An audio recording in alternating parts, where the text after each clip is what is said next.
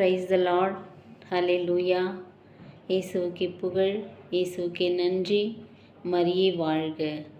இன்றைக்கி நம்ம பார்க்க போகிற வசனம் என்னன்னா, எசையா எழுதிய அதிகாரம் 45ஆம் அதிகாரம், இறை திருவசனம் 10.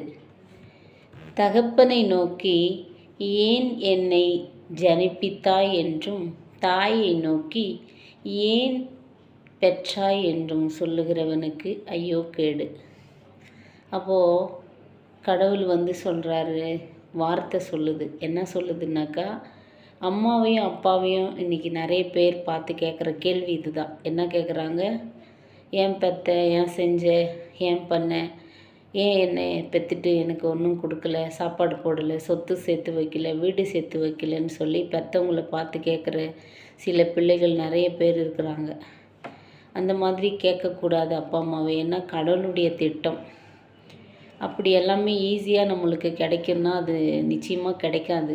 நம்ம பாடுகளை அனுபவிக்கணும் கொஞ்சம் கொஞ்சமாக. அந்த பாடுகளை அனுபவித்த பின்பு மட்டும்தான் நம்மளுக்கு எல்லாமே கிடைக்கும்.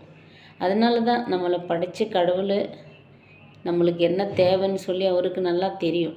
அப்போ தெரிந்திருந்தும் நம்ம அப்பா அம்மாவை பார்த்து அந்த கேள்வி கேட்குறது ரொம்ப தப்பு. ஏன்னா கடவுளுடைய வார்த்தை தெளிவாக சொல்லுது, கர்ப்பத்தின் கனிகள் கடவுளால் கொடுக்கப்படுறது.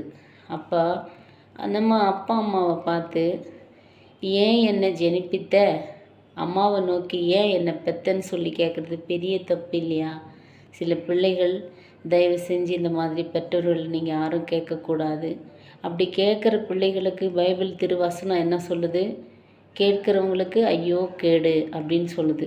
அதனால் அந்த மாதிரி கேட்க யாராவது இருந்தீங்கன்னா, கேட்கலான்னு நினச்சிங்களாலும் அதை தயவு செஞ்சு கேட்காதீங்க. பெற்றவங்க மனசு ரொம்ப வலிக்கும்.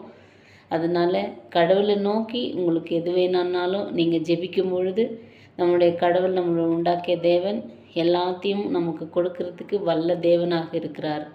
அவரால் ஆகாத காரியம் ஒன்றுமே கிடையாது. அப்போ கடவுளை நோக்கி நமக்கு என்ன வேணுமோ அதை நம்ம கடவுள்கிட்ட கேட்கணும்.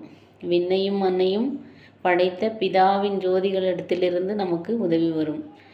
உதவி எங்கிருந்து வரும் அப்படின்னு நம்ம பெத்த தாயையும் தகப்பனையும் கேட்குற கேள்விகளுக்கு பதில் இதுதான்.